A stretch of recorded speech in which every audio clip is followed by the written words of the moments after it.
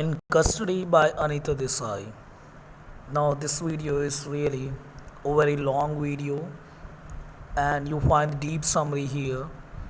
So, get prepare yourself. तो ये lecture बहुत ही ज़्यादा डीप होने वाला है, तो थोड़ा सा तैयार रहना क्योंकि काफ़ी ज़्यादा डीप होगा ये लेक्चर। और एंड तक देखना वीडियो क्योंकि बहुत सारे क्वेश्चंस हैं इसमें और बहुत ही ज़्यादा जो इम्पोर्टेंट और बुलेट पॉइंट्स है वो सब कुछ मेंशन है। कंटेंट्स इन लेक्चर हम क्या क्या पढ़ने वाले हैं इसमें। The first thing is about author के बारे में पढ़ेंगे। The flow chart, the summary in Hindi, major themes, the points to be remember while writing answers. आपको ये भी मिलेगा इसमें क्या क्या पॉइंट्स का ध्यान रखें जब अब कोई भी क्वेश्चन अगर इस नॉवेल से आता है इन कस्टडी से तो किस तरह से अटेम्प्ट करना है। ये भी एपिफैनी एंड एग्जिस्टेंशियलिज्म, ये न्यू टॉपिक बिल्कुल अच्छे से डिफाइन किया हुआ है इस पूरे लेक्चर में। Absurdism, isolation and alienation concept, identity crisis, language struggle, intertextuality by Julia Kristeva कि उसका किस तरह से ये टॉपिक और इन कस्टडी में किस तरह से उसका लिंक है। The important codes, central idea and the title explanation, title के बारे में पूरी अच्छी तरह से डिफाइन है। And the deep explanation of the female position in the novel, ये सब कुछ हम पढ़ेंगे। फटाफट हमें जल्दी जल्दी पढ़ना है सब कुछ क्योंकि बहुत ही ज़्यादा कहीं ये लंबी ना हो जाए ये पूरा लेक्चर, इसीलिए फटाफट समझते हैं सब कुछ। Now about author. Anita Desai was born in 1937 and educated eight Delhi university. 1937 में बॉर्न आउट होती है और दिल्ली यूनिवर्सिटी में पढ़ी थी ये। She was novelist, short story writer and children's author. इनकी कुछ नॉवेल्स हैं जो कि बहुत ज़्यादा फेमस है, जैसे कि फायर ऑन द माउंटेन 1977 में पब्लिश की गई थी और the clear light of the day इसे 1980 में पब्लिश किया गया था। 1984 इन कस्टडी जिसे हम पढ़ने वाले हैं आज, एंड फास्टिंग एंड फीस्टिंग 1999। और जिस समय इन्होंने इन कस्टडी लिखी थी 1984, इस टाइम पे मशहूर उर्दू के पोएट यानी अगर हम कहें फैज़ अहमद फैज़, उनकी डेथ हुई थी। तो इस इन कस्टडी में भी हम पढ़ेंगे, जब हम डिटेल में इस पूरी कहानी को पढ़ेंगे, इस नावल के थ्रू जाएंगे, तब हमें साफ दिखेगा किस तरह से उर्दू लैंग्वेज और हिंदी लैंग्वेज यानी लैंग्वेज स्ट्रगल का रोल दिखाया गया है और किस तरह से इसे पोस्ट इंडिपेंडेंस पीरियड में इसका पूरा सेटअप रखा गया है, हम कह सकते हैं द प्लॉट। इन कस्टडी के ऊपर एक मूवी भी बनाई गई है जो कि बाय मर्चेंट आइवरी प्रोडक्शंस इन्होंने बनाई थी। एंड चिल्ड्रंस बुक, इनकी जो चिल्ड्रन बुक है वो बहुत ही ज़्यादा फेमस है, जैसे कि the village by the sea 1982 में पब्लिश्ड की गई थी। And the Guardian by the children's fiction award, इसे फिक्शन अवार्ड भी मिल रखा है, ये फिक्शस राइटिंग है। Her most recent book is the artist of disappearance, जो आर्टिस्ट ऑफ डिसअपीयरेंस है जिसे 2011 में अभी पब्लिश हुई थी ये। तो ट्रायो ऑफ लिंग नोवेलास, ये ट्रायो इसमें ट्राई मतलब तीन नोवेलास जो है इसमें कंबाइन होकर वो लिखे गए हैं, पर हमें इन पे ध्यान नहीं देना, हमें मेन फोकस किसमें करना है, इन कस्टडी 1984 में जिसे पब्लिश किया गया। द सेम टाइम जब हम कह सकते हैं कि जब फैज़ अहमद फैज़ जो है वो पास आउट हुए थे, यानी जब वो मर गए थे। जल्दी से फटाफट मुड़ देखते हैं हम नॉवल की तरफ क्योंकि बहुत ही ज़्यादा डीप में है ये सारा कंसेप्ट। ये फ्लो चार्ट है पूरे नॉवल का, यहाँ से बिल्कुल आसानी होगी आपको पूरे कैरेक्टर्स के बारे में और इस पूरी कहानी के बारे में अगर आपको डिटेल और पूरा समझना हो तो यहाँ से बहुत ही ज़्यादा आसान होगा। तो कुछ कैरेक्टर जो इनके फेमस कैरेक्टर्स हैं, ऑलमोस्ट सभी कैरेक्टर्स हैं इसमें, ऐसा कोई कैरेक्टर नहीं है जो इसमें नहीं है। द फर्स्ट इज़ डेविन जो कि इसमें प्रोटोगोनिस्ट है, यानी मेन जो हम कह सकते हैं मेन रोल जिसने लीड किया है। ये एक मिडिल एज मैन है और ये प्रोफेसर है कहानी में हिंदी का of Lala Ram college Mirpur. अब इसका एक फ्रेंड है मुराद जो कि डेविन का फ्रेंड है और ये पब्लिशर है और एलिट क्लास से बिलोंग करता है, एक ऊपर की सोसाइटी से, और बहुत ही पैसे वाला होता है ये इस पूरी कहानी में। और ये एक पब्लिशर एक मैगज़ीन का, जिस मैगज़ीन का नाम है आवाज़, ये मैगज़ीन का नाम है, उसका ये पब्लिशर है और ये डेविन का दोस्त है। अब चलते हैं थोड़ा सा डेविन के पास दोबारा। डेविन की वाइफ सरला है जो कि डेविन से हमेशा और अपने रिलेशन को लेके हमेशा अपसेट दिखाई गई है पूरी कहानी में। और इन दोनों का एक बेटा है जिसका नाम है मनु, इस फ्लो चार्ट में आप आसानी से देख सकते हैं। और डेविन का एक और फ्रेंड है सिद्दीकी, ये जो डेवन का फ्रेंड जो सिद्दीकी है, ये उर्दू का प्रोफेसर है सेम कॉलेज में जिस कॉलेज में डेवन हिंदी का प्रोफेसर है। पर ऐसा नहीं है कि डेवन हिंदी का प्रोफेसर है, डेवन को उर्दू लैंग्वेज से बहुत ज़्यादा प्यार है, पर ये हिंदी लैंग्वेज और हिंदी का प्रोफेसर इसलिए बना है ताकि क्योंकि उर्दू लैंग्वेज की एसेंस और जो ग्लैमर था वो धीरे धीरे खोता जा रहा था। तो डेवन हिंदी का प्रोफेसर ये बना ताकि थोड़ा बहुत ही अर्निंग कर सके अपनी फैमिली के लिए, क्योंकि बहुत ही हमें दिखा रखा है बहुत ही फ्रिजाइल बैकग्राउंड से, बहुत ही वीक बैकग्राउंड से है, इकोनॉमिक कंडीशन बहुत ही ज़्यादा वीक दिखाई गई है डेवन की। वहीं पे डेवन के फ्रेंड मुराद की जो है वो बहुत ही ऊंची सोसाइटी और एक बहुत ही पैसे वाला है। अब हम आते हैं डेवन का जो बहुत ही ज़्यादा इंटेंशन जो था, बहुत ही ज़्यादा इसे प्यार था उर्दू लैंग्वेज से। तो उर्दू का उस टाइम पे एक बहुत ही फेमस पोएट यानी नूर शाह नजबादी जो इसमें कैरेक्टर दिखाया गया है, उर्दू का बहुत ही फेमस पोएट होता है। तो डेवन के हमेशा से एक सपना था कि वो नूर का इंटरव्यू ले या नूर से किसी तरह से मिले। नूर शाहजनबादी की दो वाइफ दिखाई कि फर्स्ट वाइफ जो कि एनॉनिमस है, इसका नाम नहीं मेंशन है पूरे नॉवल में, और सेकंड वाइफ दिखाई गई है इम्तियाज़ जो कि बहुत ही कैलकुलेटिव टाइप ऑफ वाइफ है, जो बहुत ही दिमाग लगाती है और बहुत ही जेलस भी है। ये ज़्यादातर ये जलती है नूर से। और कुछ एक्स्ट्रा कैरेक्टर हैं अगर हम बात करें side by side character. The first is Jane जो कि एक शॉपकीपर है, और जेन का एक नेफ्यू है जिसे हम कहते हैं चीकू, ये भी इस कहानी में इनका भी इम्पॉर्टेंट रोल है। तो इस तरह से ये पूरा फ्लो डायग्राम है। चलिए अब हम कहानी को बिल्कुल सिंपल वे में समझते हैं। इस कहानी में जो मेन हीरो है वो डेवन है, यानी मेन प्रोटोगोनिस्ट डेवन है। और कहानी को और जो डेवन है इसमें वो प्रोफेसर होता है रामलाल कॉलेज का, और ये जो कॉलेज है वो मीरपुर में है। और कहानी की बिल्कुल शुरुआत में हमें दिखाया गया है डेवन का दोस्त यानी मुराद उसके पास आता है। मुराद जो है एक विडो का बेटा है और बहुत ही एक मोटी पार्टी कह सकते हैं या बहुत ही पैसे वाला है। ये डेवन के पास ऑफ़र लेके आया होता है कि किस तरह से कि ये एक मैगज़ीन का एडिटर है और उस मैगज़ीन का नाम होता है आवाज़। ये उसमें ये चाहता है कि मुराद जो है वो इंटरव्यू ले। अब मुराद किसका इंटरव्यू ले? मुराद इंटरव्यू ले नूर शाहजहां आबादी का। नूर शाहजहां आबादी उस समय का एक बहुत ही, जो इस कहानी में दिखाया गया कि उस समय का एक बहुत ही फेमस उर्दू पोएट होता है। तो अब मुराद चाहता था कि किसी भी तरह से बस जो डेवन है उसका इंटरव्यू ले, और वो इंटरव्यू वो अपने मैगज़ीन में पब्लिश करवाना चाहता था। अब डेवन के ऊपर चलते हैं हम कहानी के ऊपर। तो इस कहानी को जिस तरह से लिखा गया है ये उस तरह की कहानी नहीं है जैसे कि पहले लिखी जाती थी एरिस्टोटल के वे ऑफ पोएटिक्स से, कि एक स्टार्टिंग होगी फिर एक प्रॉपर मिडल होगा देन एंड।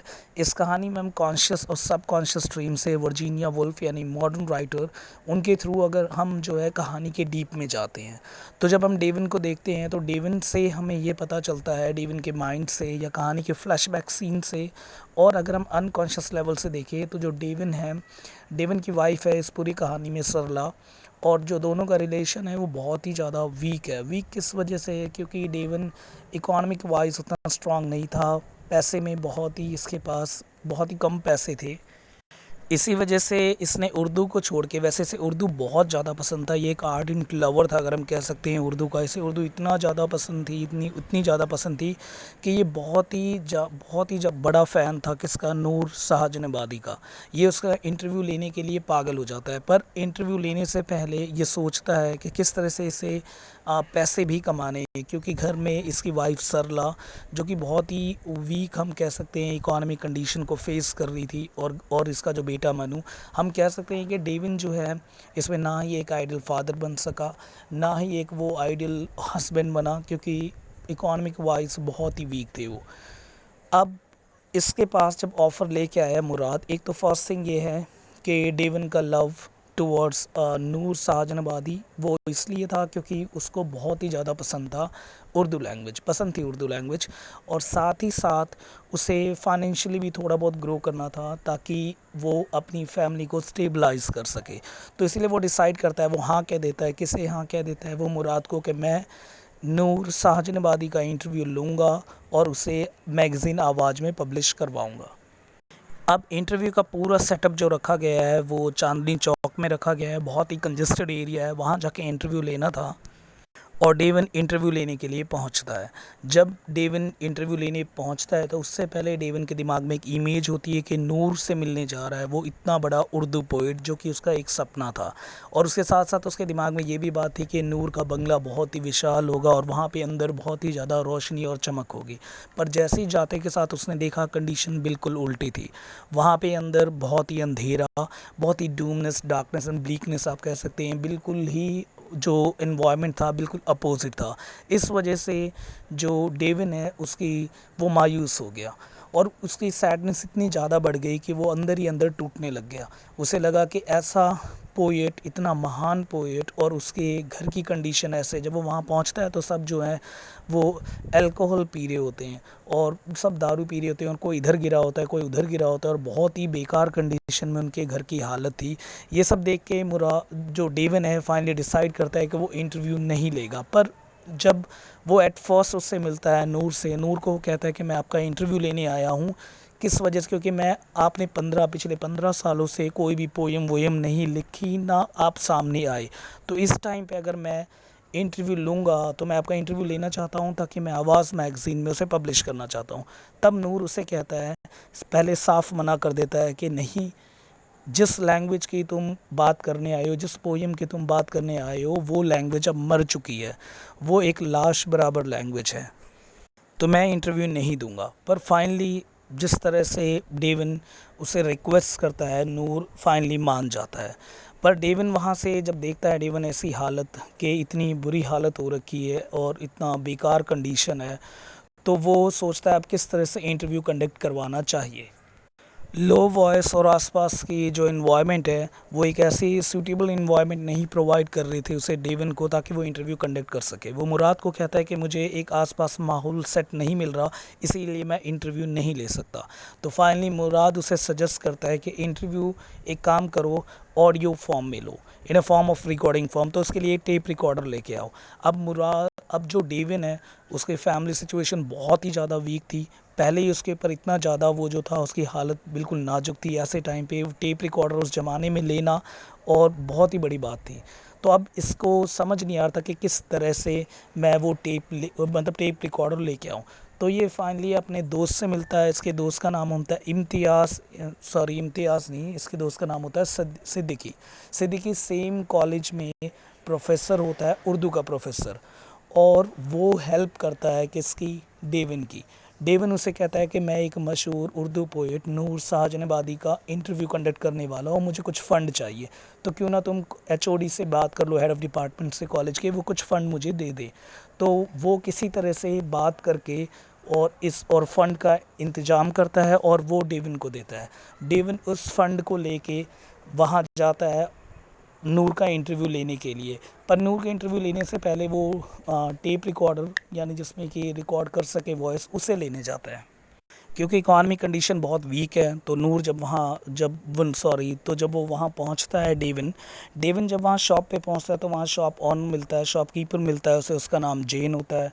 और वो जेन सजेस्ट करता है कि एक काम करो, आप सेकंड हैंड टेप रिकॉर्डर ले लो, ये सेकंड हैंड टेप रिकॉर्डर ले लो, और ये बहुत ही अच्छा वे से आपके ऑडियो साउंड को रिकॉर्ड कर सकता है।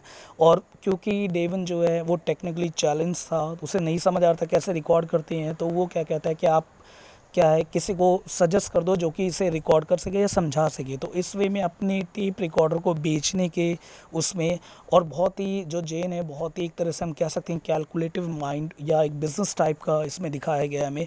वो कहता है चीकू को ले जाओ, ये मेरा भतीजा है, ये चीकू को ले जाओ, ये रिकॉर्ड कर लेगा इंटरव्यू। और वो चीकू को लेके और टेप रिकॉर्डर लेके वो पहुंचता है नूर का इंटरव्यू लेने के लिए। पर जैसे ही नूर का इंटरव्यू लेने पहुंचता है, वहाँ का माहौल फिर से वही बहुत ही बेकार माहौल होता है।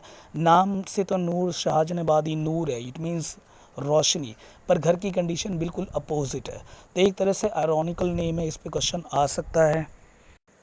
पर इंटरव्यू और रिकॉर्डिंग के लिए एक आसपास का माहौल चाहिए जो कि बहुत ही शांत माहौल होता है, वहीं पे रिकॉर्डिंग अच्छी तरह से हो सकती है। तो डेविन अब रिक्वेस्ट करता है उसकी फ़र्स्ट वाइफ से कि वो उसे माहौल दे, यानी जहाँ पे रिकॉर्डिंग हो सके। पर वो उसके लिए चार्ज मांगती है कि कुछ उसे चार्ज चाहिए, तब वो उसे वो रूम अवेलेबल करवाएगी जहाँ पे शांति होगी और वो अपने इंटरव्यू को कंडक्ट करवा सकता है। पर इतने ही में उसकी जो सेकंड वाइफ है इम्तियाज़, जो नूर की सेकंड वाइफ है, वो बहुत ही ज़्यादा कैलकुलेटिव माइंड की और बहुत ही ज़्यादा रीज़नेबल और बहुत ही चालू वो थी उसकी वाइफ। वो ये चाहती थी कि उसकी फ़ेम, उसकी वैल्यू ऊपर रहे नूर से, और उसने शादी भी नूर से इसलिए की थी ताकि उसकी एक तरह से इतने महान पोएट से अगर वो शादी करेगी तो उसका नाम और एक तरह से हम कह सकते हैं फ़ेम वो ऊपर होगा। तो ये पूरा हम कहेंगे कि एक फेमिनिस्ट प्लॉटिंग रखी गई है यहाँ पे कि फ़ीमेल को एक स्टेगनेंट पावरफुल कैरेक्टर दिखाया गया है, पर कहीं ना कहीं वीक और फ्रेजाइल कैरेक्टर दिखाया गया है सरला के रूप में। वो हम क्वेश्चन जब हम पढ़ेंगे तो फ़ीमेल और फेमिनिज्म पॉइंट पे वो मैंने आगे बना रखा है, उसमें हम स्टडी कर लेंगे।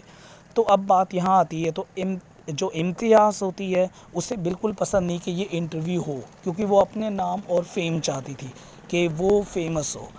तो चीकू को अब किसी तरह से इंटरव्यू कंडक्ट करने के लिए और उस टाइम पे रिकॉर्ड करने के लिए कहा गया, पर चीकू टेक्निकली चैलेंज था, उसे भी वो चीज़ नहीं आती थी।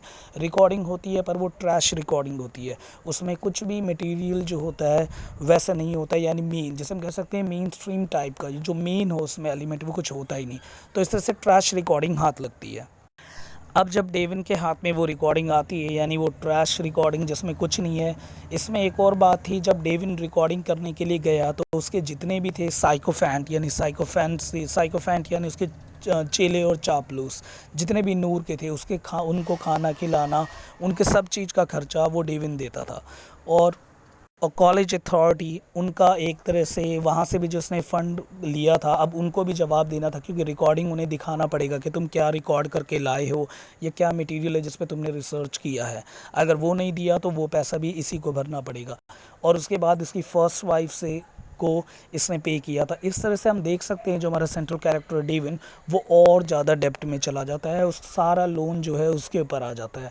तो यहाँ पे कहानी जो है हमारी ख़त्म होती है। एंड में जो है हम देखते हैं कि किस तरह से डेविन जो है वो वापस आ जाता है उस ट्रैश रिकॉर्डिंग के साथ, और उसे कुछ भी जो है नहीं मिलता, निराशा हाथ लगती है ऐसे टाइम पे, और ऊपर से इतना ज़्यादा पैसों का लोन जो इसके ऊपर चढ़ जाता है। तो वो डिसाइड करता है कि अब वो अपनी लाइफ सिंपल वे में निकालेगा, अब और ज़्यादा वो रिस्क या ऐसे, और जो उसकी आर्डेंट लव है यानी उर्दू को लेके, वो उन सबको छोड़ के एक सिंपल लाइफ लीड करेगा। तो ये है। और हम दूसरे अगर फ्रेम में जाते हैं तो वहाँ पे दिखाया गया है कि ये जो 3 दिन का जो इंटरव्यू था ये 3 हफ्ते तक एक्सटेंड हुआ, जिस वजह से नूर शाह नजबादी की जो हालत है वो ख़राब हो जाती है और वो एंड में उसकी डेथ हो जाती है। और वो भी उसके पास से एक लेटर आता है एंड की सीन में, और उसमें भी लिखा हुआ है ₹500, जो उसमें मेंशन है कि वो रुपए भी अब डेविन को देने हैं।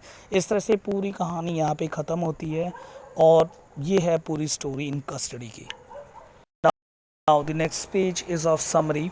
आप एक काम करना, रोक के वीडियो को पॉज करके समरी यहाँ पे देख लेना, बिल्कुल ही आउटलाइन है समरी की, और किसी भी आंसर में आपको समरी लिख के नहीं आना वहाँ पेपर में, नहीं तो आपको बिल्कुल नंबर नहीं देंगे। वो समरी नहीं लिखना, आउटलाइंस आप थोड़ा बहुत लिख सकते हो, बस हल्का सा बैकग्राउंड और रिफ्लेक्शन होना चाहिए form of shadow.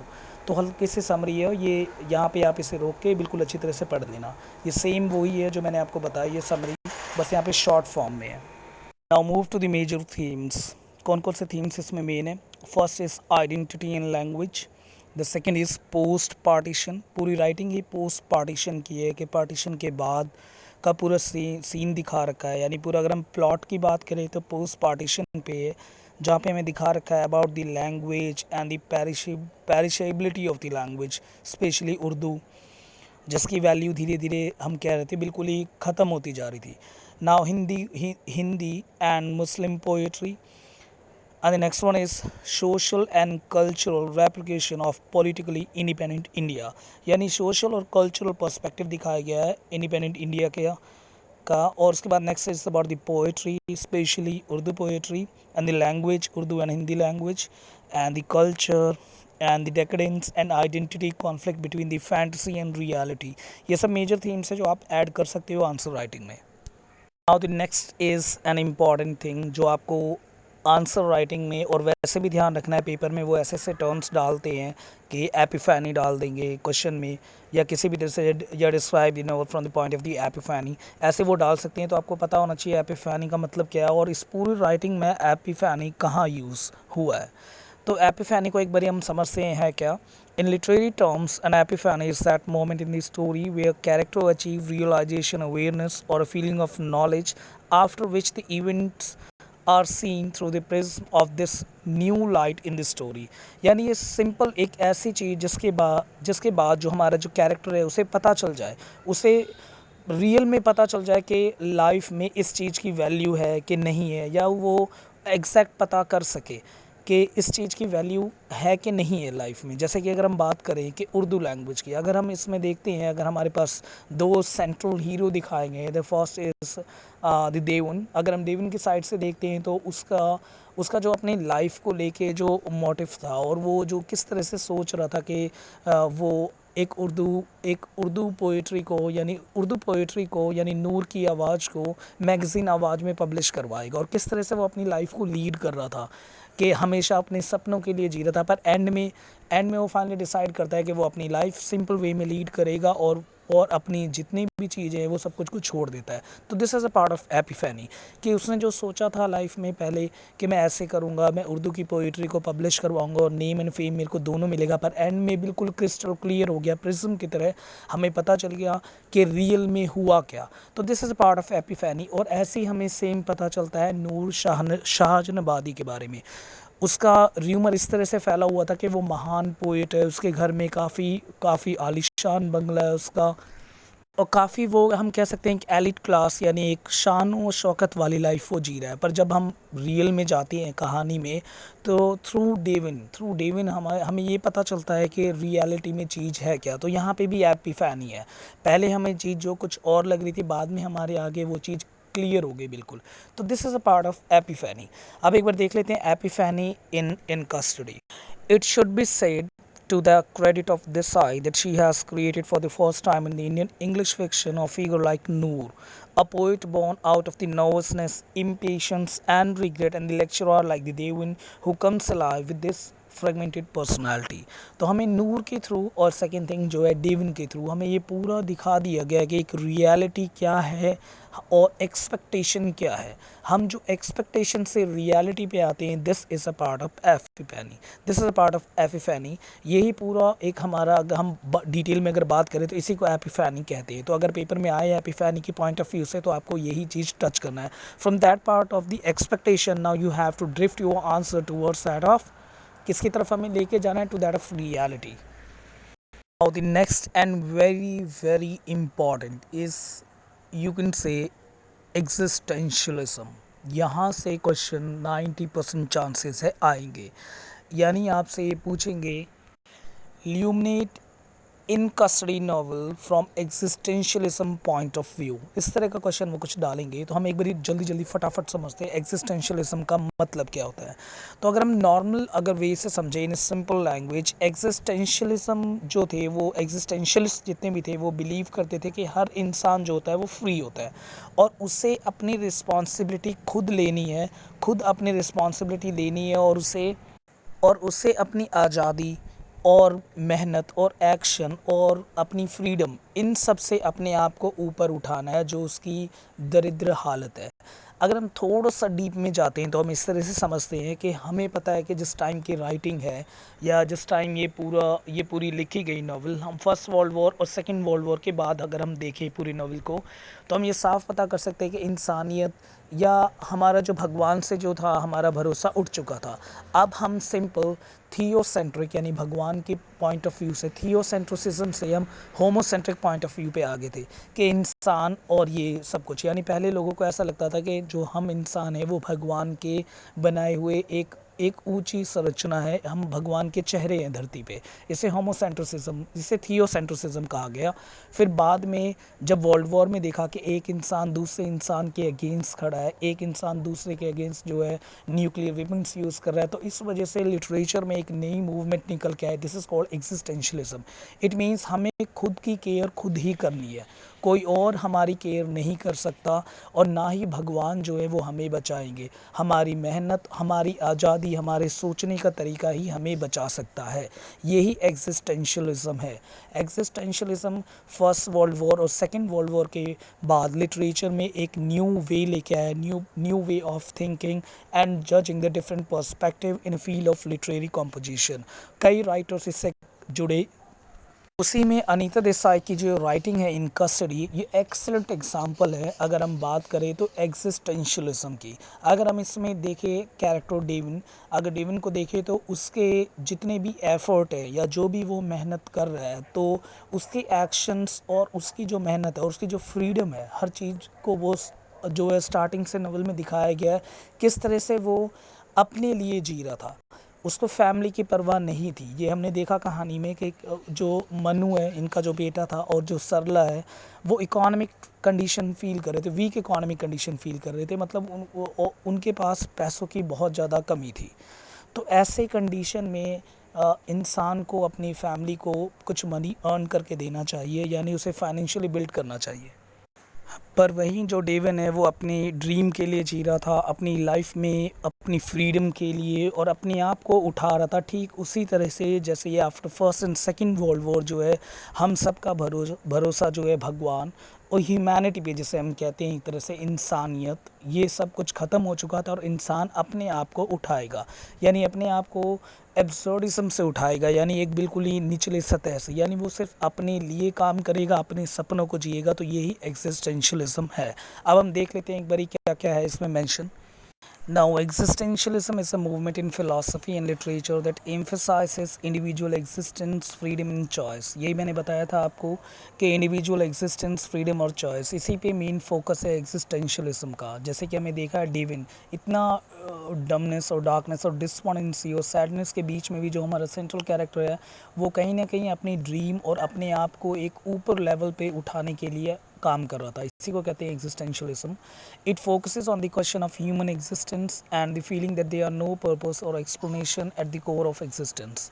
The existentialism believes, ये इंपॉर्टेंट है, that the individual are entirely free, कि इंडिविजुअल फ्री होता है and must take personal responsibility for themselves, और वो खुद की रिस्पॉन्सिबिलिटी खुद ले, and emphasizes the actions, freedom and decision as fundamental in rising above the essential absurd condition of humanity, कि वो absurd condition humanity से अपने आप को थोड़ा ऊपर उठाए और अपनी फ्रीडम को एंजॉय करे। Now, according to the novel, what the existentialism stand for, देखते हैं एक बार। The protagonist Mr. Devin Sharma of In Custody in the light of existential tendency, हमें साफ दिख रहा है जो कैरेक्टर है वो existential tendency को जी रहा है। The frame of the novel traces the feeling of despondency, sadness and the sense of disappointment. पूरी कहानी में यही दिख रहा है हमें, despondency, निराशा और उदासीनता, in the nexus of the daily petty and the inconsequential happening that entrap an individual's life, and the person like the Devin find it difficult and traumatic to go out and continue with their routine mediocre life and to suppress their desire and dreams. Anita Desai's exploration of individual identity and self-formation work in a delicate and problematic way, creating an instead miniature and the guiding the reader responses through the combination of omniscience and internal focalization, indirect speech and symbolic tropes. इतनी वैसी हालत में कि मतलब आसपास बिल्कुल कुछ भी सही ना चल रहा हो, फिर भी एक इंडिविजुअल अपनी आइडेंटिटी के लिए स्ट्रगल करता है, अपने आप को रखने के लिए। ये नूर भी हो सकता है और ये हमारा सेंट्रल कैरेक्टर डीवन भी हो सकता है। वो बिल्कुल एंड तक अपने आप की आइडेंटिटी प्रूफ करने के लिए वर्क कर रहा था। इसी को एग्जिस्टेंशलिज्म कहते हैं। It means reality.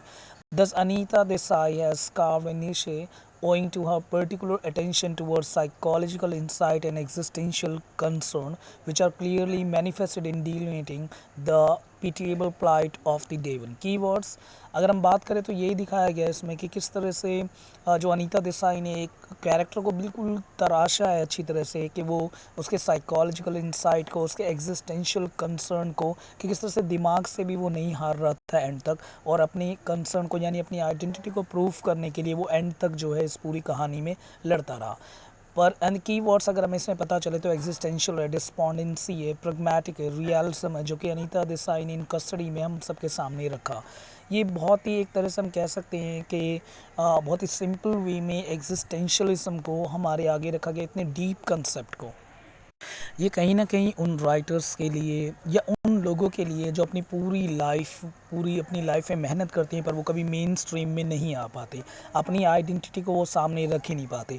तो एग्जिस्टेंशलिस्ट वही लोग हैं जो कि बहुत ही ज़्यादा अपने आप को उठाने के लिए सिर्फ़ अपने ऊपर वर्क करते हैं ताकि किसी तरह से वो अपनी मेन स्ट्रीम में आ सकें और वो दिख सके। चाहे नूर हो, उसने इतनी ज़्यादा मेहनत करी, इतनी ज़्यादा, पर फिर भी वो मेन स्ट्रीम में था, पर उसकी अगर हम देखें इकोनॉमिक कंडीशन की तरफ तो वो बहुत ही ज़्यादा वीक था। इसी तरह से डेविन, पर उसकी जो रियल चॉइस थी वो उर्दू थी, पर वो इंस्टेड ऑफ उर्दू का लेक्चरर वो हिंदी का था, और वो भी बहुत ही बेकार लेक्चरर था हिंदी का, क्योंकि उसका उसमें इंटरेस्ट ही नहीं था।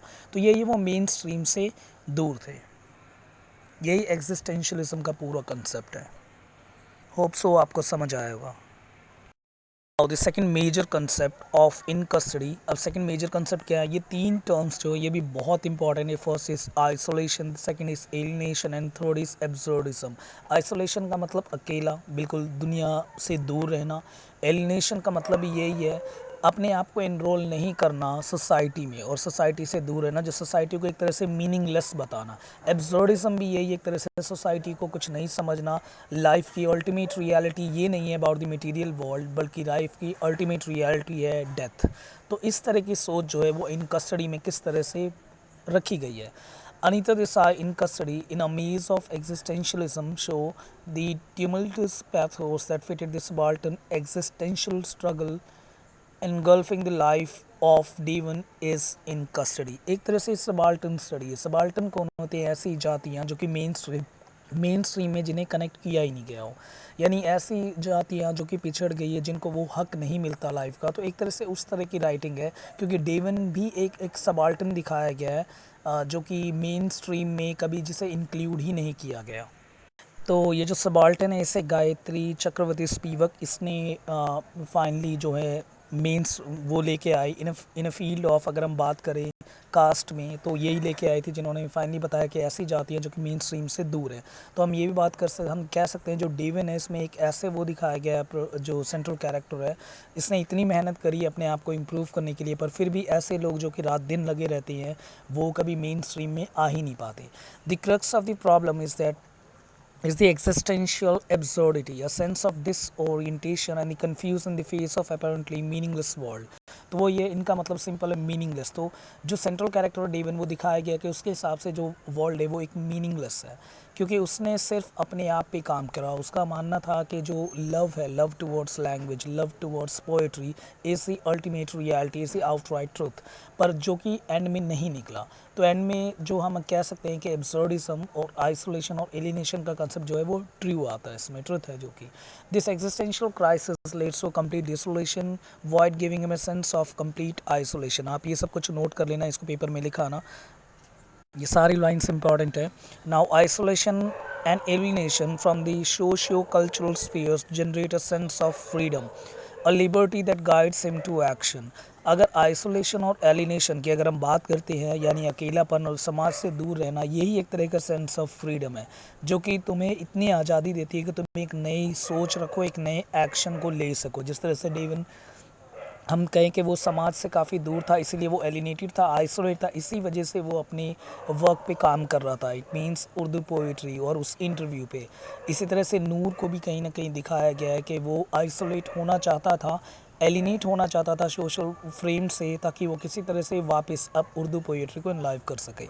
It is through the existential pangs suffered in entrapment that the protagonists move to the ultimate realization that the liberty is with creativity। जहाँ लिबर्टी है वहाँ क्रिएटिविटी आएगी। इस तरह का जो पूरा फ्रेम रखा गया जो कि इन सारे कंसेप्ट को प्रूव करती हैं, आइसोलेशन, एलिनेशन और एब्सर्डिज्म, जो कि ईयर सी 1950s की absurdism and alienation and isolation. इसके फेमस राइटर अगर हम बात करें तो वोल बेकेट है, जिन्होंने फेमस वर्क लिखा जैसे वेटिंग फॉर गोडो एंड एक और इनका एंड गेम, ऐसे ऐसे वर्क ये लेके आया जो कि हमें प्रूव करती है आइसोलेशन, एलिनेशन और एब्सर्डिज्म के कंसेप्ट को। Now the next is about the identity crisis. यहाँ से भी क्वेश्चन बनने के फुल चांसेस हैं। आइडेंटिटी क्राइसिस का भी, आइडेंटिटी स्ट्रगल का भी ये पूरा कंसेप्ट है जो मैंने पीछे भी बताया आपको, एक बार देख लेते हैं। और Devin suffers an intense identity crisis. पूरे में जो सेंट्रल हीरो है डेविन, वो आइडेंटिटी क्राइसिस को लेके इसमें पूरी तरह से दिखाया गया किस तरह से वो अपनी आइडेंटिटी बिल्ड करना चाहता था। A sense of purposelessness haunts him, और उसकी लाइफ में वैल्यू नहीं थी, ये उसके हमेशा दिमाग में रहती थी। The world in which he lives is full of dualities that creates his mental turmoil, clash of identities. वो हमेशा दिमाग से काफ़ी वो टेंस रहता था, और क्लैश ऑफ आइडेंटिटीज़ कि उसकी रियल आइडेंटिटी है क्या, वो कैसे प्रूव करे वर्ल्ड को। तो ये है इसमें identity crisis. It is the crisis that makes him explore his free will, और इसी के लिए वो आइडेंटिटी रखने के लिए समाज में वो अपने विल की तरफ भाग रहा था। वो क्या थी? उर्दू पोइट्री, और नूर के साथ इंटरव्यू, और उर्दू पोइट्री के फील्ड में कुछ काम करना। जब ऐसे उसे जो स्टिमुलस मिले, ऐसे स्टिमुलाई उसे मिले, हिंट्स मिले, तो उसने अपने आप ही हाँ कर दिया आवाज़ मैगजीन में अपनी पोइट्री को पब्लिश करवाने के लिए। He starts investigating the truth but the human knowledge being limited and fallible he entraps himself into further crisis. वो ह्यूमन नॉलेज के लिए, यानी वो इन्वेस्टिगेट करने के लिए निकला, सच्चाई है क्या, कितनी वैल्यू है उर्दू लैंग्वेज की या नहीं है, या अपनी ड्रीम को जीने के लिए, पर फाइनली वो पूरी तरह से फेल हो जाता है। His isolation leads to the detachment from his family causes marital language and the further question is identity. जब भी कोई इंसान ऐसे एक्सप्लोर करने निकलता है तो मैरिटल लाइफ उसकी बहुत ही बेकार हो जाती है, जो कि हमें कहानी में दिखाया गया है। और फाइनली दोबारा बात आती है आइडेंटिटी की, कि वो ना घर में अपनी आइडेंटिटी बिल्ड कर पाया, ना ही वो सोसाइटी में। To solve this, he interviews a nexus with the Noor and his family to give specification to his search. He frees himself from one bondage of expectation of being and becoming to be trapped in another. एक तरह से वो अपनी family से दूर हो रहा था, वहाँ की आइडेंटिटी उसकी वीक हो रही थी, तो उसने सोचा अपनी एक आइडेंटिटी वो वहाँ बिल्ड करेगा, यानी नूर के उसमें, कि नूर के फील्ड में, इन फील्ड ऑफ उर्दू पोइट्री में। पर वो वहाँ पे भी एंड में वो वहाँ पे भी फेल हो जाता है। तो इस तरह से हमारा ये पूरा कंसेप्ट चल रहा है about the identity crisis. Now the Devin at first isolates to enjoy liberty. पहले वो आइसोलेट होता है ताकि वो थोड़ी लिबर्टी एंजॉय कर सके, फैमिली और मैरिटल लाइफ से दूर, ताकि वो अपनी ड्रीम को जी सके, बट अल्टीमेट वो फेल हो जाता है। ये कहीं ना कहीं कंसेप्ट हमें ग्रीक की एक मिथ है सिसिफस, उससे कनेक्ट करती है, जैसे जीन पॉल सार्त्रे और एल्बर्ट कैमू, इन्होंने डिफाइन करा कि ये मिथ ऑफ सिसिफस है। सिसिफस एक ग्रीक का कैरेक्टर है जिसे एंड में सजा दी गई थी कि एक बड़े से पत्थर को उसे पहाड़ के बिल्कुल ऊपर लेके जाना है, वो पत्थर फिर नीचे आ जाता है, फिर वो ऊपर लेके जाता है और वो फिर नीचे आ जाता है। तो ये आज तक कहना ऐसा माना जाता है पूरे समाज में, कि आज भी वो पहाड़ को ऊपर कर रहा है, और एक पत्थर को, एक बड़े से पत्थर को पहाड़ के बिल्कुल ऊपर तक लेके जा रहा है, वो पत्थर वापस नीचे आ रहा है। कहने का मतलब ये है फ्रूटलेस एफर्ट है कहने का मतलब। जिस तरह से डेविन काम करे जा रहा था, ये ठीक उसी तरह से काम था सिसिफस की तरह, उस चीज़ के बारे में इतना कुछ किया पर एंड में उसे कुछ नहीं मिला। तो ये सेम हमें यहाँ एग्जैक्ट प्रूव होता है, जो मिथ है सिसिफस की उसके बारे में, कि बिल्कुल एग्जैक्ट यहाँ पे मेंशन है। तो यही है identity crisis. The next page is about the language struggle and the theme of friendship. ये भी इम्पॉर्टेंट है, आप इसे पॉज करके नोट कर लीजिएगा, क्योंकि इजी है। ये लैंग्वेज स्ट्रगल दिखाया गया है इसमें about the Hindi language and the Urdu language के पोस्ट पार्टीशन के बाद, after the demarcation of that of India and that of the Pakistan. हमें साफ दिखाया गया कि किस तरह से लैंग्वेज स्ट्रगल हो रहा था, किस तरह से उर्दू लैंग्वेज की जो एसेंस थी और जो उसकी वैल्यू थी वो धीरे धीरे वीक होती जा रही थी। वो कहानी में पता चल रहा है। इसी वजह से उसने उर्दू लैंग्वेज को छोड़ के डेविन ने जो है कौन सी लैंग्वेज का वो प्रोफेसर बना, हिंदी का। और वो उतना हिंदी का एक्सलेंट नहीं था प्रोफेसर, क्योंकि उसे रियल नॉलेज उर्दू की थी। तो ये में दिखाया गया है कि उर्दू लैंग्वेज की जो एक तरह से ऑरा और जो फेम था वो धीरे धीरे वीक होता जा रहा था। तो एक लैंग्वेज का बहुत ही मेन कंसेप्ट है इसमें, अगर हम देखें तो लैंग्वेज स्ट्रगल दिखाया गया है। ये नोट कर लें। थीम ऑफ फ्रेंडशिप है नेक्स्ट, वो भी बहुत ही नॉर्मल है, यहाँ से क्वेश्चन नहीं आने के होते हैं, पर फिर भी थीम ऑफ फ्रेंडशिप को एक बार देख लेना, किस तरह से दिखाया गया है डेविन एंड मुराद और दोनों की फ्रेंडशिप। एक हम कह सकते हैं कि डाउन ट्रोडन, बहुत ही वीक दिखाया गया, यानी डेवन इकोनॉमिक वाइज, और दूसरा मुराद दिखाया गया जो कि बहुत ही हम बात करें तो बहुत पैसे वाला है, एक एलिट उससे बिलोंग करता है। तो ये हमें दिखाया गया किस तरह से फ्रेंडशिप है, और फ्रेंडशिप का बॉन्ड दिखाया गया। पर ये फ्रेंडशिप का बॉन्ड वैसा बॉन्ड नहीं था by heart to heart, but it is formally based upon the materialistic attitude.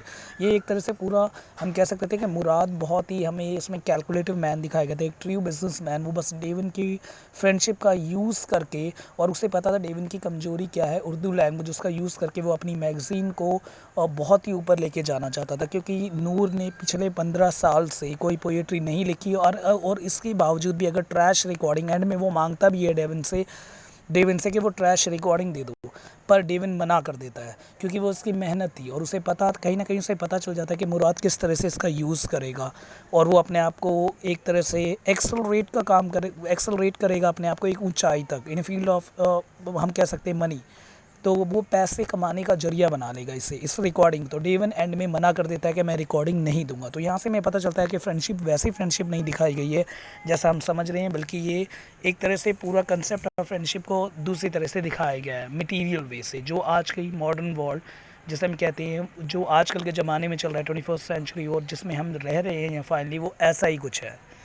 The next is also important. This piece of writing, In Custody by Anita Desai, is somewhat an excellent example of postmodern and metafiction. किस तरह से postmodern literature का एक excellent example है और metafiction का। postmodern literature वो form of literature होती है जिसमें कि metafiction use होते हैं, unreliable narration होते हैं, self reflexivity होती है and intertextuality होती है। इन सब टर्म्स को हम थोड़ा थोड़ा समझते हैं, बस आपको ये सारे टर्म्स लिख के आने हैं पोस्ट मॉडर्न लिटरेचर में। मेटाफिक्शन क्या होता है? मेटाफिक्शन का सिंपल मतलब होता है the relation between literature and reality, कि लिटरेचर और रियलिटी के बीच में क्या रिलेशन है, किस तरह से हम एक फिक्शियस स्टोरी को एक मेन स्टोरी से कनेक्ट करते हैं, यानी लिटरेचर को हम रियलिटी से कनेक्ट करते हैं। तो ये उस तरह का वे होता है, उसे मेटाफिक्शन कहते हैं। तो पोस्ट मॉडर्न लिटरेचर में ऐसे लिखा जाता था, कोई भी जो टेक्स्ट होते थे उसे रियल ग्राउंड से कनेक्ट किया जाता था। अब बेशक वो टेक्स्ट जो है वो फिक्शियस टेक्स्ट हो। यहाँ पे एक और कंसेप्ट भी हाईलाइट होती है अगर हम बात करें पोस्ट मॉडर्न लिटरेचर में, वो है हाइपर रियलिटी का। हाइपर रियलिटी टर्म को सैमुअल, अगर हम बात करें जीन बॉद्रिला ने इसे ढूंढा था, दी हाइपर रियलिटी। हाइपर रियलिटी का भी सिंपल मतलब ये होता है कोई भी फिक्शियस थिंग, और उस फिक्शियस थिंग को हम रियलिटी के साथ अगर कनेक्ट करें तो हम जो है वो पूरी तरह से दोनों मिक्स हो जाएं, फिक्शियस स्टोरी और रियलिटी। जैसे कि एक तरह से एक फिक्शियस स्टोरी है और इसे रियलिटी क्या है यहाँ पे, हिस्टोरिकल ग्राउंड यानी पोस्ट पार्टीशन पीरियड। इन दोनों को कनेक्ट करके हमें लग रहा है कि it's a form of real story. तो इस तरह की कहानी को हाइपर रियलिटी में डाला जाता है और मेटाफिक्शन में डाला जाता है, जो कि वन ऑफ मोस्ट, अगर हम बात करें the most valuable you can say the feature of post modern literature. Post modern literature में इसकी बहुत ज़्यादा वैल्यू थी, यानी metafiction it means how you are connecting literature to the reality and life, और दूसरी तरफ hyper reality it means the fictitious और रियलिटी, दोनों को कनेक्ट करके हम किस तरह से स्ट्रीमलाइन करके एक न्यू वैल्यू गेन कर सकते हैं। इस तरह की चीज़ों को मेटाफिक्शन कहती हैं। और इस तरह की राइटिंग को हम कई बारी जो है हम जीन बॉद्रिला के कंसेप्ट को, जो जीन बॉद्रिला का जो कंसेप्ट है उससे भी कनेक्ट कर सकते हैं, यानी ऑफ हाइपर रियलिटी, ठीक है, एंड मेटाफिक्शन। तो ये दोनों जो हैं ये एक पोस्ट मॉडर्न लिटरेचर की जो क्वालिटीज़ हैं ये हैं। तो जब भी आप अगर आंसर लिखोगे तो उसमें मेटाफिक्शन मेंशन कर देना और साथ के साथ उसमें जीन बॉद्रिला का हाइपर रियलिटी भी मेंशन कर देना। तो एक बार देख लेते हैं। Metafiction is a form of fiction that emphasizes its own constructedness in a way that continually reminds the reader to be aware that they are reading or viewing a fictional work, कि जो तुम्हें बताती है कि तुम एक तरह से किस चीज़ को पढ़ रहे हो, वो जो वर्क है वो एक फिक्शनल वर्क है, वो रियल वर्क नहीं है। तो metafiction is a self conscious about language, literary form and story telling, and the works of metafiction directly और indirectly draw attention to the status as artefact. तो अगर कोई भी चीज़ अगर आप देख के पढ़ के और समझ रहे हो और आपको लगे कि this is not a real, तो वो पार्ट है मेटाफिक्शन का। यानी एक जो ऑडियंस होते हैं, ऑडियंस के पास एक चीज़ होती है, एक वैल्यू होती है, उसे पता होता है कि जो भी चीज़ स्टेज पे चल रहा है या जो भी चीज़ हम पढ़ रहे हैं वो एक रियल नहीं है, but still that there is somewhat reality, it is based on some real concept, ठीक है। तो इसी को मेटाफिक्शन कहते हैं। जो भी हम पढ़ते हैं, जो हमारे सेल्फ कॉन्शियसनेस है उस वर्क को लेके कि ये चीज़ रियल नहीं है, उसी को मेटाफिक्शन कहते हैं। पर इसमें मेटाफिक्शन थोड़ा कम है, हाइपर रियलिटी ज़्यादा है, क्योंकि हाइपर रियलिटी जीन बॉद्रिला का कंसेप्ट है जिसमें कि साफ मेंशन है कि जो फिक्शियस स्टोरी और जो रियल स्टोरी है, अगर दोनों इस तरह से कनेक्ट हो जाते हैं कि हमें लगता है कि वो सब कुछ रियल है। इसमें जो अगर हमें लग रहा है कि नूर जो है वो रियल उर्दू का पोइट है और जो कहानी है रियल वे में हुई होगी, तो इस तरह की राइटिंग को हाइपर रियलिटी कहते हैं। एक और जहाँ पोस्ट मॉडर्न लिटरेचर की एक और अगर हम देखें तो हमने अभी पढ़ा कि क्या क्या वैल्यू है, तो दूसरी जब हमने इसको सबको डिटेल में पढ़ा तो उसमें हमने देखा अबाउट दी हाइपर रियलिटी के साथ साथ और मेटाफिक्शन देखा। तो उसमें पोस्ट मॉडर्न लिटरेचर की एक और ख़ासियत है इंटरटेक्चुअलिटी। अब हम इसको कनेक्ट करेंगे अपनी स्टोरी से और नवल से, इन कस्टडी से। इंटरटेक्चुअलिटी का सिंपल मतलब क्या है? अगर आप कोई भी चीज़ पढ़ रहे हो तो उसके बारे में आपके पास एक पहले ही एक नॉलेज होती है। यानी जो भी रीडर होता है या जो भी ऑडियंस होते हैं किसी चीज़ को देख रहे हो, अगर उनके पास पहले ही उस चीज़ से कोई कनेक्टेड नॉलेज है तो उसे इंटरटेक्चुअलिटी कहते हैं। बहुत ही इंपॉर्टेंट है और ये पेपर में वो पूछ सकते हैं। अगर हम जब इसे पढ़ते हैं, फॉर एग्जांपल इन कस्टडी को यहाँ पे पोस्ट पार्टीशन दिखाया गया है, एक तरह से पार्टीशन के बाद, और हमें पार्टीशन के बारे में एक एग्जैक्ट नॉलेज है, तो इस तरह से ये जो वर्क है इसे इंटरटेक्चुअल वर्क कह सकते हैं। इसे जूलिया क्रिस्टेवा ने 1960 में टोकनाइज किया था, जब उसने पहली बारी बताया था कि क्या रियल मीनिंग होता है। और किसी नॉवल को और पोएम को जब कोई भी रीडर और कोई भी अगर पढ़ने जा रहा होता है या कोई भी ऑडियंस किसी चीज़ को देख रही है तो उसके पास एक पहले से उस चीज़ की नॉलेज होती है और वो उसको अटैच करके उस चीज़ को समझता है। तो यही है इसमें डेफिनेशन, आप पढ़ लेना एक बारी। और नीचे मेंशन कर रखा है जूलिया क्रिस्टेवा का 1960s का वर्क है जिसमें उसने साफ डिफाइन किया कि what's the real meaning of the intertextuality.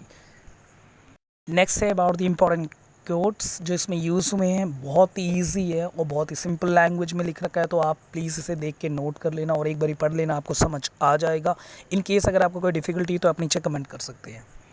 This is about the central idea. Central idea में मैंने ये सारे वर्क्स आपको बता दिए कि इसमें जो टर्म्स है वो भी, कि this is an excellent example of post colonial literature, यानी आफ्टर दैट ऑफ इंडिपेंडेंस।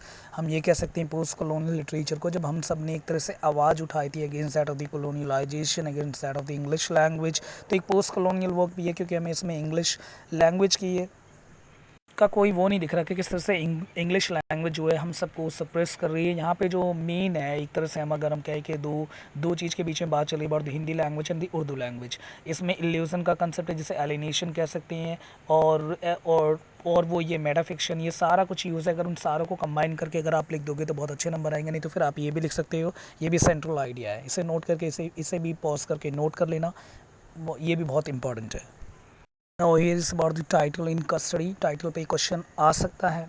तो टाइटल में हमारे पास इन कस्टडी का मतलब क्या होता है कि फाइनली एक बंधन, एक तरह से हम कहें कन्फाइनमेंट, एक तरह से किसी चीज़ को कंसील कर दिया गया हो।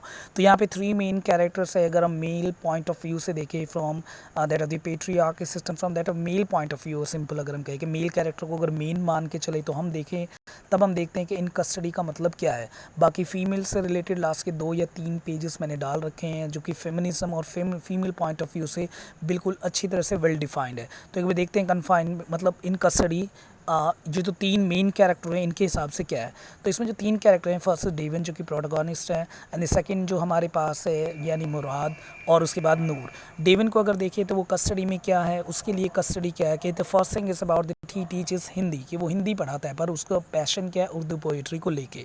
वो अपने ड्रीम को जीना चाहता है कि that he want to be an excellent, you can say the orator, and also an excellent person that who knows very well what the Urdu poetry and to define the Urdu poetry, and to live in a dream, and you can even say in a realm of Urdu language। वो उसके सपने में जीना चाहता था, पर real में वो क्या कर रहा था, वो हिंदी का लेक्चरार बना हुआ था। तो इस तरह से हमें दिखाया। और अगर उसकी लाइफ में अगर हम चलते हैं तो सरला किस तरह से वो ट्रैप था डोमेस्टिक, और हम कह सकते हैं एक मैरिटल अफेयर में, और किस तरह से वो अपनी प्रोफेशनल लाइफ को भी नहीं जी पा रहा था और मैरिड लाइफ को भी नहीं जी पा रहा था, दोनों को लेके वो डिससेटिस्फाइड था। जो ये इस तरह से कन्फाइनमेंट है डेवन के लिए, तो डेवन की कस्टडी ये है। अब हम मुराद पे चलते हैं। मुराद भी वैसे दिखाया गया है बहुत ही एक फ्री कैरेक्टर है। इंडिपेंडेंस के बाद उसका मेन, देखो मुराद नाम से ही पता चल रहा है कि that about the Muslim community, और किसी तरह से इसमें ये नहीं बता रखा हमें एग्जैक्ट वो किससे बिलोंग करता है, पर एक तरह से हमें ये पता चलता है कि वो अपने हेरिटेज को इम्प्रूव करना चाहता था। वो चाहता था उर्दू को वो पब्लिश करवाया, फाइनली से परमिशन भी मिल जाती है, पर एंड तक वो जो पोइट्री चाहता था किसी तरह से पब्लिश हो आवाज़ में, वो नहीं हो पाती। तो हम कह सकते हैं from the heritage point of view ये भी कन्फाइंड था। उसके बाद आता है हमारा नूर कैरेक्टर। नूर को अगर हम देखें तो वो भी एक तरह से कन्फाइंड था, वो भी 4 उसमें घिरा हुआ था। फर्स्ट थिंग उसकी एक तरह से उसकी जिस तरह से वैल्यू बाहर दिखाई गई थी उस तरह की वैल्यू वो फील नहीं कर पा रहा था, क्योंकि वो अंदर एक तो फर्स्ट वाइफ, सेकंड वाइफ, उसके जितने भी साइकोफेंट थे उन सब ने उसे घेर रखा था, यानी चेले चापलूसों ने सब ने घेर रखा था। और वो अपनी लाइफ जिस तरह से लीड करना चाहता था, जिस फेम को वो जीना चाहता था, वो उसे मिल ही नहीं रहा था। वो बस बाहर की दुनिया में थी। इन रियल सेंस वो भी एक तरह से इन कस्टडी में था। तो इस तरह से जो 3 हमारे मेल कैरेक्टर हैं वो हमें दिखाए गए इन कस्टडी। बाकी फ़ीमेल को हम आगे पढ़ेंगे। फीमेल कैरेक्टर इन कस्टडी, ये थोड़ा सा बड़ा है जो मैंने लिखा है, मैं कुछ कुछ डिफाइन करूँगा, बाकी कुछ आप नोट कर लेना, क्योंकि जो डायलॉग्स हैं, जो पेज नंबर मैंने मेंशन करा है, जो रियल टेक्स्ट से मैंने उठाए हैं कुछ, तो वहाँ से आप एक काम करना है, जो डायलॉग्स हैं इसमें से जितना आपको याद रहता है वो लिख सकते हो, नहीं तो डॉट डॉट करके इन्वर्टेड कोमास में आप वहाँ डाल सकते हो।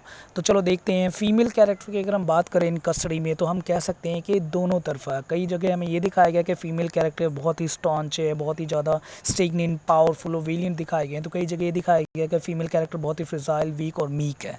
अगर हम बात करते हैं कि फर्स्ट में अगर हम देखते हैं सरला को, तो हमें ये लगता है कि फ़ीमेल कैरेक्टर अनीता देसाई ने बहुत ही ज़्यादा वीक दिखा रखा है, क्योंकि सरला की अगर हम बात करें, her ambition and ardent desire have been shattered into pieces against the rock of harsh reality of life, जो कि रियलिटी है लाइफ की, उसके जो उसने सोचा था, जो भी सपना उसने सोचा था, जो एक मैरिटल लाइफ में एक मैरिड वाइफ को चाहिए, वो सब कुछ ट्रैश हो रखा था। Economic failure the first thing, and the second thing is about the love, वो भी उसे नहीं मिल पाता था, क्योंकि डेविन जो था एक हम वो उसे उसने उसे वो मैरिड लाइफ की जो होती है खुशियाँ, वो उसे कभी दी ही नहीं। तो इसमें वही है कि Deven is presented as a young man and psychologically the conscience of the long desire is to entertain in some literary exertion, both of them have nothing similar, दोनों के बीच में कुछ सिमिलरिटी थी ही नहीं, तो इसी वजह से दोनों की हमेशा एक तरह से हम कहते हैं पूरी कहानी में कहीं ना कहीं एक ट्रोमेटिक सीन है जो कि बैकग्राउंड में काम करती है, एक शेडो है उस चीज़ की कि जो कि घूमती है, वो है अबाउट दी डोमेस्टिक, हम कह सकते हैं एक तरह से domestic happiness is really lurking out, तो हम ये कह सकते हैं।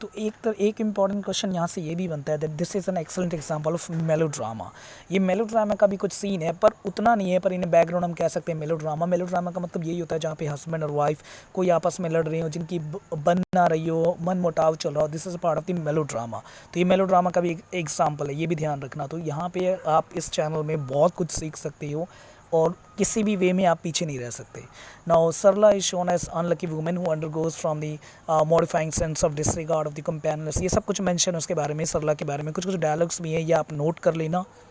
Anita Desai finally display the crushed and overpowered and subdued condition of Sarla, तो सरला की ऐसी कंडीशन दिखाई गई, वो उठने की कोशिश तो कर रही थी पर वो उठ नहीं पा रही थी। Her gesture and more describe the contrast and the present Sarla's character rather than her action, her stony and sullen face and the silent fear and the terrible by the Devin, ये उसके फेस का expression है, सब कुछ दिखाया गया हमें एक तरह से, द आउटर अपीयरेंस और द ऑब्जेक्टिव हम कह सकते हैं, the objective understanding of the character like Sarla.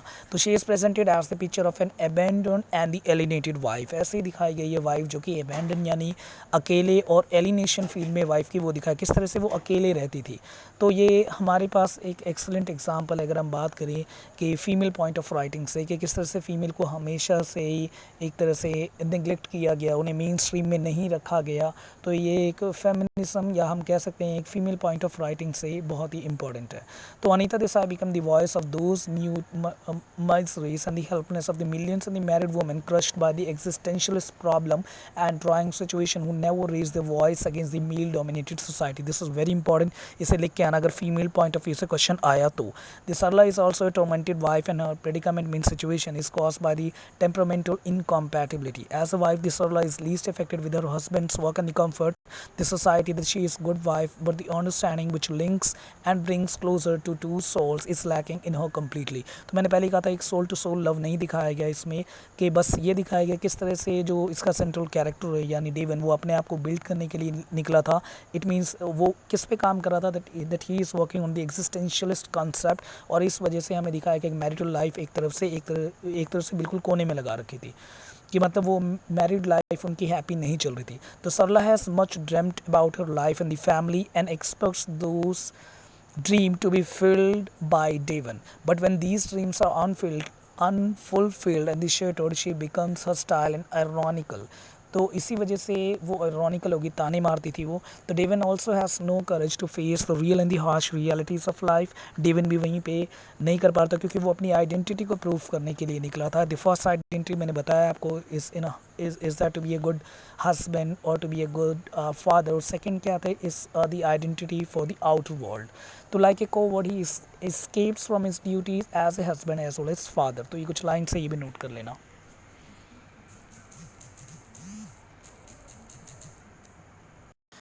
Sarla's approach towards her husband's inability emerges a powerful sense of suppression and dishonor। तो हमें दिखाया गया किस तरह से फीमेल को सप्रेस किया गया है, इसमें दबाया गया है, उसके जितनी भी एस्पिरेशन उसके ड्रीम है वो साफ दिखता है हमें। तो Sarla's counteraction at being dejected and result into Devon's sense of failure and the broaden the gap between them। इसी वजह से दोनों के बीच में गैप बढ़ते जा रहा था। And the Sarla always try to fulfil her duties as a house wife, but there is nothing charming and attractive either about her physical appearance or her behavior. Devon's interest in his literary pursuit and the contemptuous indifference towards his wife make the situation more worse। तो ये पूरी कहानी है, मतलब पूरा दिखा रखा है किस तरह से सरला के बारे में। And the Sarla is not highly sensitive and imaginative woman. इसमें नहीं दिखाया गया किस तरह से वो जो हीरोइन अनीता देसाई की सरला वो उतनी ज़्यादा सेंसिटिव और इमेजिनेटिव नहीं दिखाई गई। Though she lives in pitiable and miserable condition yet she does not behave hysterically and never complains to anyone. किसी को कंप्लेन ही नहीं किया उसने, जो कि बहुत ही एक वैसे दिखाया गया जो फीमेल की एक दो बेस्ट क्वालिटी है ये दिखाया गया इसमें। से बेस्ट क्वालिटी नहीं कह सकते क्योंकि फीमेल जब तक अपनी आवाज़ नहीं उठाएगी तब तक वो आगे कैसे आएगी। तो ये कंसेप्ट है इसमें। तो she represent the portrait of A meek and submissive woman. तो बहुत इंपॉर्टेंट ये ध्यान रखना कि सरला एक मीक कैरेक्टर दिखाई गई है, फ्रिजाइल कैरेक्टर दिखाई गई है, एक बहुत ही फीबल कैरेक्टर दिखाई गई है, कमज़ोर कैरेक्टर दिखाई गई है। तो इसमें अब दूसरी तरफ देखते हैं इन दी नॉवल इन कस्टडी एक्सेप्ट सरला दो फीमेल कैरेक्टर अभी और भी हैं जो कि पावरफुल हो सकती है, जिसमें कि फर्स्ट है इम्तियाज़ बेगम, अ ड्रेडफुल एंड एपरेंट डेंजर। ये बहुत ही खतरनाक कैरेक्टर है, फीमेल माफिया भी कह सकते हैं हम इसे। And here the Anita Desai has portrayed a character contrast between the Sarla and Imtiaz Begum. तो ये कॉन्ट्रैक्शन दिखाया गया किस तरह से एक क्लासिक पॉइंट ऑफ वुमेन दिखाई गई है और एक तरह से हमें एक पोस्ट मॉडर्न वुमेन दिखाई गई है।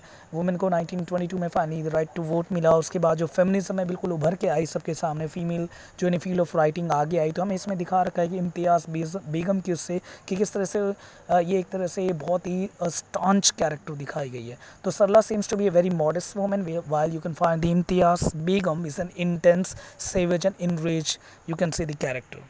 तो हम कह सकते हैं कि फाइनली के जो कैरेक्टर हैं इम्तियाज़ बेगम जो कैरेक्टर है बहुत ही प्रूडेंट, घमंडन और बहुत ही पावरफुल दिखाई गई है। Was it not intolerable to you that the women should match the gift and even out की इसको लाइन से देख लेना एक बारी। The novelist continue indicating at the different roles of the women in society. Society में अलग अलग रोल दिखाए गए हैं फीमेल के। Imtiaz Begum is very distinct and singular character from other women character of Anita Desai. She never cares eight what will say one about her and her occupation without concerning for the gossip of being a prostitute, and she displays her essential unsuspected spirit। उसे कोई फ़र्क नहीं पड़ता था दुनिया उसे क्या कहे, प्रोस्टिट्यूट कि दुनिया उसे क्या कहे, उसे कोई फ़र्क नहीं पड़ता था। तो एक ऐसे ही हमें फीमेल कैरेक्टर दिखाई गई है जो कि बहुत ही पावरफुल दिखाई गई है। Without being educated the only by some natural in the confidence she has confiscated a great poet like Noor. बिना किसी एजुकेशन के और बिना किसी क्वालिटी के इसने फिर भी नूर से शादी कर ली। ये बहुत बड़ी बात है एक बड़े पोइट से। She uplifts herself to a higher status by proving as an intelligent partner by his side. वो और प्रूफ करना चाहती थी अपने आप को कि वो बहुत ही ज़्यादा इंटेलिजेंट है। तो इतना ज़्यादा ऐसा कैरेक्टर दिखाना, इतना पावरफुल कैरेक्टर लेके आना, ये भी एक अलग ही क्वालिटी है अनीता देसाई की। तो Anita Desai very frequently present the two sides of a coin. Imtiaz Begum is not a sensitive and emotional woman, she is aggressive and intolerant woman. She is a great lover of poetry yet she responds hysterically what she finds the poet Noor among the horrible and the terrible and the inferior life। उसने कहीं पे भी अपने आप को नीचे माना ही नहीं किसी भी फील्ड में। तो एक इस तरह से हमें दिखाया गया एक कैरेक्टर जो कि इतनी ज़्यादा स्टेगनेंट और फिक्स कैरेक्टर है। In this novel the Anita lays stress on the importance of the women in preserving art in the artist। Imtiaz Begum has admitted quite easily the new extra charge of supplementing the support। तो इस तरह से हमें दिखाया गया कि किस तरह से इम्तियाज़ बेगम एक पावरफुल कैरेक्टर जो है जिसे अनीता देसाई ने पोर्ट्रे किया अपने वर्क में। तो हमें एक तरह से एक perfect balance piece of creativity देखने को मिल रही है। And this is about the Anita Desai through the character of the Sarla display the type of the suppressed woman। एक तरफ हमें suppressed woman दिखाई गई है और एक तरफ हमें staunch, stagnant, fixed, ठीक है, ऐसे कैरेक्टर दिखाई गई है। तो एक बहुत ही परफेक्ट वे से balance piece of writing Anita Desai ने लिखी है। ना हम कह सकते हैं इसमें फ़ीमेल को कहीं पे हमें एक बिल्कुल ही मीक और फ्रिजाइल दिखाया गया है, ना हम इसमें कह सकते हैं कि फ़ीमेल को बहुत ही पावरफुल दिखाया गया है। तो यहाँ पे हमारा पूरा ये लेक्चर जो कि बहुत ही ज़्यादा बड़ा हो गया होगा आई थिंक, और आप सब बोर भी हो गए होगे क्या पता, पर बहुत ही इम्पॉर्टेंट है, ये ध्यान रखना। अगर आपने सिर्फ ये पढ़ लिया तो नवल पढ़ने की ज़रूरत नहीं है, पर फिर भी नवल पढ़ना, क्योंकि अगर डीप में पढ़ोगे तो ज़्यादा अच्छा इम्पैक्ट आपके ऊपर आएगा। Now at the end, thanks to be part of our channel. हमारे चैनल के देखते रहा करो यार, ये चैनल, इसमें मज़ा आएगा तुम्हें, मतलब काफ़ी कुछ तुम सीख सकते हो, काफ़ी डीप में पढ़ाता हूँ मैं, और मेरे को पता है कि अच्छी तरह पढ़ा रहा हूँ, और आप पक्का इसे लाइक करना। Next page is for me, ये मेरे लिए पेज है, देख लेना, ये मेरे बारे में है कुछ, और ये मेरी नई किताब आई है the scream anthology of short story. अगर इन केस अगर आप अपने सिलेबस से थोड़ा बहुत भी टाइम अगर आपको मिले तो आप इसे पढ़ सकते हो, ये मेरे बारे में इन्फॉर्मेशन है, एक बार देख लेना यार, ठीक है ना। Okay, bye bye, take care.